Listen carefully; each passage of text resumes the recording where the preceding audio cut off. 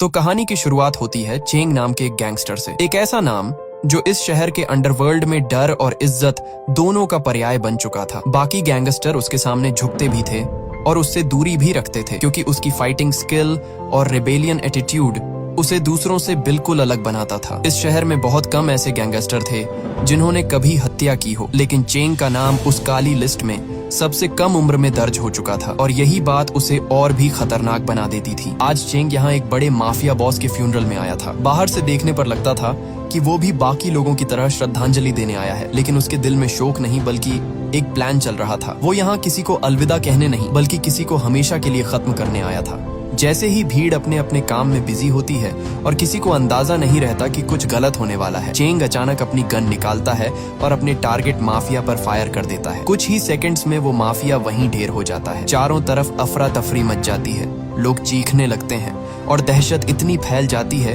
कि कोई भी उसे रोकने की हिम्मत नहीं करता। इसी केओस का फायदा उठाकर चेंग आराम से वहां से निकलने लगता है, लेकिन उसे नहीं पता था कि वहां एक पुलिस टीम पहले से मौजूद थी, जिसकी कमान संभाल रहा था कैप्टन जोरो, पुलिस डिपार्टमेंट का सबसे दमदार और ईमानदार अफसर। जैसे ही शूट आउट होता है, पुलिस चेंग के पीछे लग जाती है। चेंग बाकी पुलिस वालों को चकमा देकर भागने में तो कामयाब हो जाता है, लेकिन जोरो उससे कम नहीं था। वो भी उतना ही चुस्त, तेज और जिद्दी था और आखिरकार एक जगह जाकर वो चेंग को पकड़ ही लेता है। इसके बाद दोनों के बीच जबरदस्त फाइट शुरू हो जाती है। दोनों की मार्शल आर्ट स्किल कमाल की थी और हर मूव में एक प्रोफेशनल किलर और एक ट्रेंड अफसर की टक्कर साफ नजर आती है। लेकिन अगर तुलना की जाए तो चेंग की फाइटिंग स्किल जोरो से बेहतर थी। कुछ ही देर में वो जोरो को बुरी तरह पीट देता है और मौका देखकर फिर से वहां से भाग निकलता है।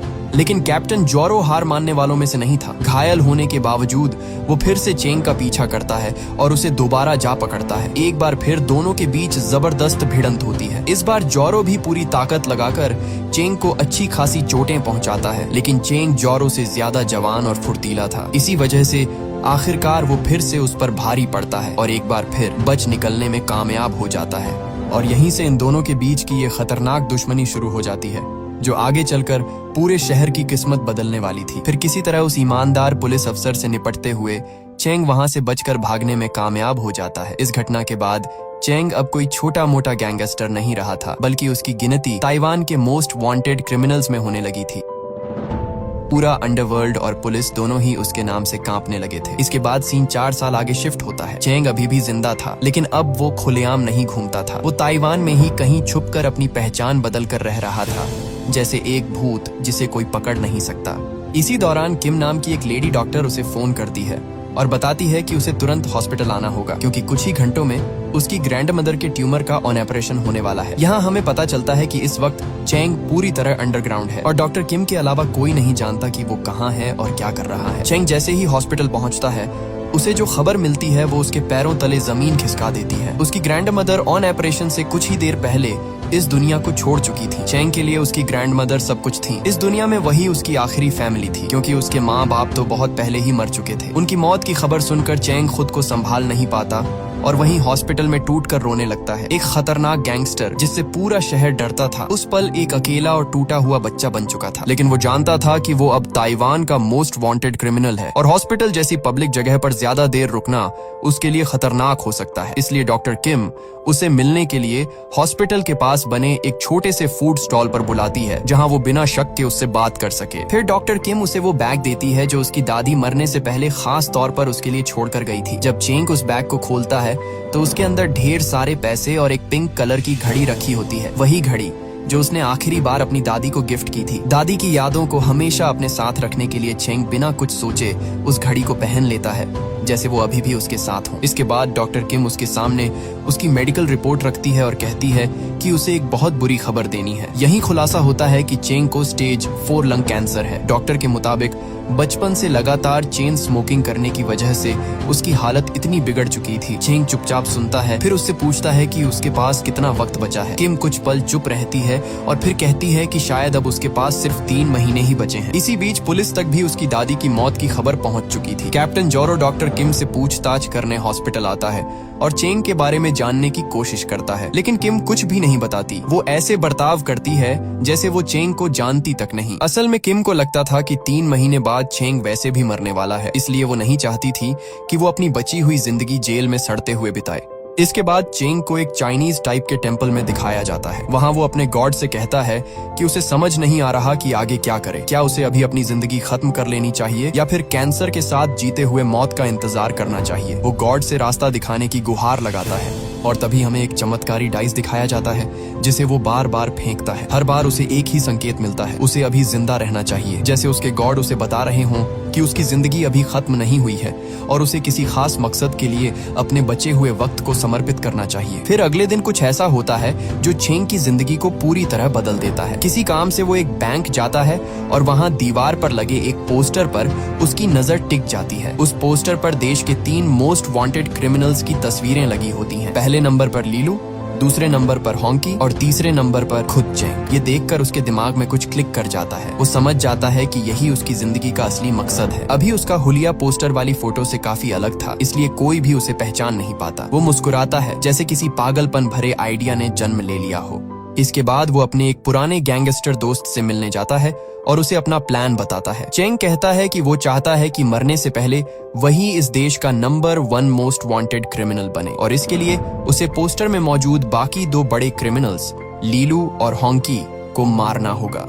उसका दोस्त जानता था कि चेंग थोड़ा सनकी है, इसलिए उसे समझाने की कोशिश भी नहीं करता। वो समझ जाता है कि जब चेंग कुछ ठान ले तो उसे कोई रोक नहीं सकता। अगले दिन चेंग डॉक्टर किम के क्लिनिक पहुंचता है और उसके सामने उसके बच्चे का बैग और कुछ सामान रख देता है। वो ठंडे अंदाज में कहता है कि उसने उसके बच्चे को किडनैप कर लिया है। डॉक्टर किम जानती थी कि चेंग थोड़ा पागल और अनप्रेडिक्टेबल है, लेकिन वो इतना आगे बढ़ जाएगा ये उसने कभी नहीं सोचा था।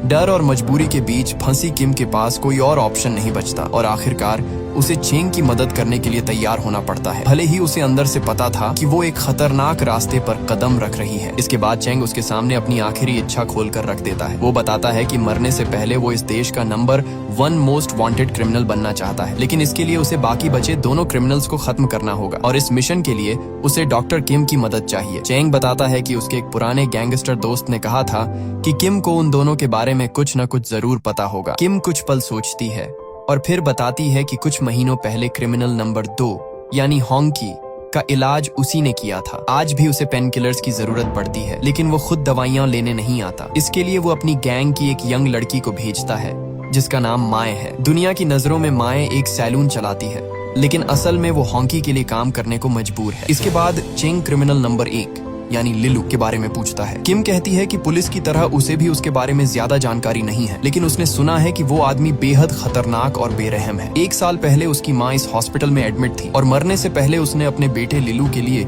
एक आखिरी लेटर लिखा था। किम वो लेटर चेंग को देते हुए कहती है कि शायद इस कागज से उसे लिलू के बारे में कोई सुराग मिल सके। ये सारी जानकारी मिलते ही चेंग अपना वादा निभाता है और तुरंत डॉक्टर किम के बेटे को सुरक्षित उसके हवाले कर देता है। इसके बाद वो शहर की एक खास लोकेशन पर एक होटल रूम किराए पर लेता है। ये वही इलाका था जहां होंकी छुपकर रहता था, जिसकी जानकारी किम ने उसे दी थी। चेंग वहीं से चोरी छुपे होंकी और उसके लोगों पर नजर रखने लगता है।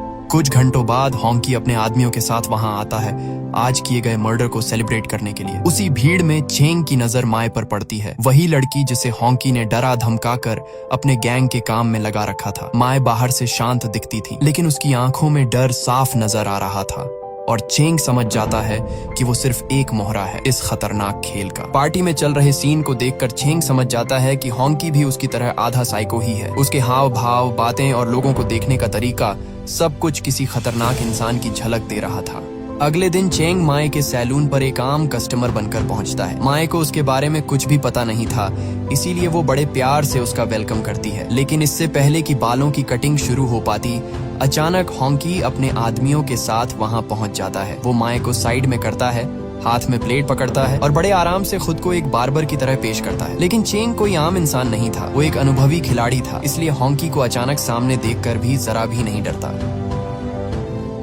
होंकी उसके साथ जिंदगी और मौत जैसी खतरनाक बातें करने लगता है। असल में 4 साल पहले चेंग से मिली हार वो आज तक नहीं भूला था और तभी से चेंग को वो सिर्फ एक अपराधी नहीं बल्कि अपना पर्सनल दुश्मन भी मानता था। इसी बीच एक बार फिर इन दोनों खतरनाक फाइटर्स के बीच जबरदस्त भिड़ंत होती है। पुलिस भी पहुंच जाती है और कैप्टन जोरो भी वहां आ जाता है, लेकिन पिछली बार की तरह इस बार भी वो चेंग के सामने ज्यादा देर टिक नहीं पाता। फाइट इतनी इंटेंस होती है कि आखिरकार जोरो का पैर टूट जाता है और अब वो चेंग का पीछा करने के लायक नहीं रह जाता। इसके बाद चेंग फिर से अपने असली टारगेट हॉन्की के पीछे लग जाता है। लंबी भाग दौड़ के बाद वो आखिरकार उसे एक वेयर हाउस के पास पकड़ लेता है। हॉन्की भी मार्शल आर्ट में माहिर था, इसलिए वो चेंग को कड़ी टक्कर देता है। दोनों के बीच काफी देर तक खतरनाक फाइट चलती है, लेकिन अंत में चेंग उस पर भारी पड़ जाता है और हॉन्की को खत्म कर देता है। हॉन्की को मारने के बाद चेंग माए से मिलने उसके घर जाता है। माए जानती थी कि वहाँ रुकना बहुत खतरनाक है, इसलिए वो बिना कुछ कहे चेंग के साथ जाने के लिए तैयार हो जाती है। उसी रात चेंग हॉन्की के बाकी बचे खास लोगों को भी खत्म कर देता है, ताकि भविष्य में माए के लिए कोई खतरा न रहे। पूरी रात ड्राइव करने के बाद दोनों सुबह एक बीच पर पहुंचते हैं। माए चेंग को धन्यवाद देती है और बताती है कि कैसे हॉन्की ने उसे बंधक बनाकर रखा था और उसके साथ बुरा व्यवहार करता था। चेंग उसे अपनी कार देकर वहां से जाने को कहता है और साथ ही माए से पुलिस स्टेशन जाकर हॉन्की के मर्डर की रिपोर्ट करने को भी कहता है, ताकि क्रिमिनल वर्ल्ड में चेंग का नाम और भी बड़ा बन जाए और उसका मोस्ट वांटेड स्टेटस पूरी तरह पक्का हो सके। फिर अगले सीन में हम चेंग को अपने जख्मों पर पट्टी बांधते हुए देखते हैं। सामने टीवी चल रहा होता है और हर न्यूज चैनल पर सिर्फ उसी और हॉन्की की खबरें चल रही होती हैं। एंकर उसे खतरनाक साइको किलर बता रहे होते हैं, पुलिस उसकी तलाश में लगी होती है और अंडरवर्ल्ड में उसका नाम चर्चा का विषय बन चुका होता है। ये सब देखकर चेंग के चेहरे पर एक अजीब सी मुस्कान आ जाती है। उसे अंदर से बहुत सुकून मिल रहा होता है और खुद पर गर्व भी, क्योंकि उसका नाम अब सच में मोस्ट वांटेड की लिस्ट में ऊपर जा चुका था। लेकिन उसका मकसद अभी पूरा नहीं हुआ था। देश का सबसे बड़ा और पुराना मोस्ट वांटेड क्रिमिनल लीलू अभी भी जिंदा था और जब तक लीलू जिंदा था चेंग खुद को नंबर 1 नहीं मान सकता था। इसी आखिरी टारगेट को खत्म करने के लिए चेंग शहर से दूर एक खास जगह की तरफ निकल पड़ता है। इस जगह का सुराग उसे उस लेटर से मिला था जो डॉक्टर किम ने उसे दिया था। वहाँ पहुंचकर वो उस लेटर को डेस्क पर बैठी एक लड़की को देता है। लेटर देखने के बाद वो लोग चेंग को एक कुरियर का असाइनमेंट दे देते हैं। असल में उस बॉक्स के अंदर लीलू की माँ की अस्थियां होती हैं, जिन्हें एक खास एड्रेस पर पहुंचाना था। चेंग वो बॉक्स लेकर उस जगह पर पहुंचता है तो उसे पता चलता है कि ये एक तरह की मिशनरी है जहां एक अजीब सा कल्ट चल रहा था। वहां के लोग चेंग का बड़े अच्छे से स्वागत करते हैं, उसे खाना देते हैं और बहुत फ्रेंडली तरीके से पेश आते हैं। कुछ घंटों बाद बाकी लोगों के साथ चेंग को भी एक बड़े हॉल में ले जाया जाता है। वहां मिशनरी का मेन लीडर सामने आता है, एक उपदेशक जो अपने फॉलोअर्स को ज्ञान और जीवन के मतलब पर प्रवचन दे रहा होता है। चेंग भी वहां बैठकर सुन रहा होता है, लेकिन अचानक उसकी तबीयत बिगड़ने लगती है। उसे तेज चक्कर आते हैं और जब वो उल्टी करता है तो उसके मुंह से काले रंग का लिक्विड निकलता है, जिससे सब लोग डर जाते हैं। घबराकर वो लोग उसे तुरंत हॉस्पिटल ले जाते हैं। वहां डॉक्टर मिशनरी के लीडर को बताता है कि चेंग को असल में स्टेज 4 लंग कैंसर है और वो मुश्किल से कुछ महीनों का मेहमान है। ये सुनकर मिशनरी के लोग भी हैरान रह जाते हैं और चेंग के लिए ये पल किसी चेतावनी से कम नहीं होता कि उसका समय सच में खत्म होने वाला है और उसका आखिरी मिशन अब और भी ज्यादा जरूरी हो चुका है। इसके बाद मिशनरी का लीडर चेंग को समझाने की कोशिश करता है कि वो उसी दिन इस मिशनरी को ज्वाइन कर ले। वो दावा करता है कि अगर चेंग इनके साथ जुड़ जाए तो वो अपनी शक्तियों से उसे पूरी तरह ठीक कर देगा। लेकिन चेंग यहाँ किसी और ही मकसद से आया था, इसीलिए वो इन बातों में ज्यादा दिलचस्पी नहीं दिखाता। जब चेंग हॉस्पिटल से डिस्चार्ज होता है तो वो सीधे मिशनरी लीडर के पास जाकर अपने यहाँ आने की असली वजह बताता है। लेकिन वहीं उसे जो सच पता चलता है वो उसके लिए किसी झटके से कम नहीं होता। उसे पता चलता है कि लीलू तो कई साल पहले ही मर चुका है। अपने आखिरी दिनों में लीलू ने भी यही मिशनरी ज्वाइन की थी ताकि अपने पापों का प्रायश्चित कर सके। इसके बाद लीडर उसे लीलू की कब्र भी दिखा देता है।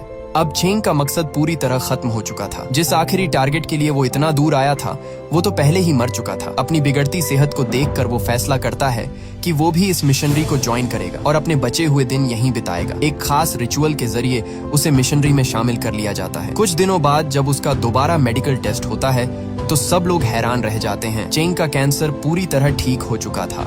ये चमत्कार चेंग के लिए किसी सपने जैसा था। अब वो भी मिशनरी की प्रेयर्स और उनकी शक्तियों पर विश्वास करने लगता है। खुद को एक सच्चा भक्त साबित करने के लिए वो अपनी पुरानी जिंदगी को पूरी तरह छोड़ देता है। उसके पुराने कपड़े और सामान जला दिए जाते हैं। अपनी ग्रैंड मदर के पैसे और वो खास घड़ी वो मिशनरी लीडर को सौंप देता है और उसकी आखिरी बची चीज, उसकी गन, वो कहीं गड्ढा खोदकर जमीन में दफना देता है। कुछ दिनों तक सब कुछ ठीक चलता रहता है। चेंग को लगता है कि उसे सच में एक नया रास्ता मिल गया है और अब उसे इन लोगों के काम करने के तरीके और उनकी शक्तियों पर पूरा भरोसा हो चुका है। लेकिन फिर एक दिन सब कुछ बदल जाता है। शहर से कुछ नए लोग इस मिशनरी में आते हैं और उपदेश के दौरान अचानक एक छोटा बच्चा वैसे ही काले रंग की उल्टी करने लगता है जैसी 1 महीने पहले चेंग ने की थी। बच्चे को तुरंत हॉस्पिटल ले जाया जाता है और वहीं चेंग को कुछ ऐसी बातें सुनने को मिलती हैं जो उसे अंदर तक हिला देती हैं। उसे पता चलता है कि ये सब मिशनरी लीडर की सोची समझी चाल है। हर नए इंसान को जानबूझकर खाने में कुछ खास केमिकल मिलाया जाता है, जिससे कुछ घंटों बाद वो काली उल्टी करने लगता है। और जो डॉक्टर यहाँ काम कर रहा था वो भी इन लोगों के साथ मिला हुआ था। चेंग देखता है कि कैसे वो डॉक्टर बच्चे की माँ को एक फर्जी एक्सरे दिखाकर बेवकूफ बना रहा है। उसे याद आता है कि उसके साथ भी बिल्कुल यही किया गया था। सब कुछ एक स्कैम था, लोगों को डराकर,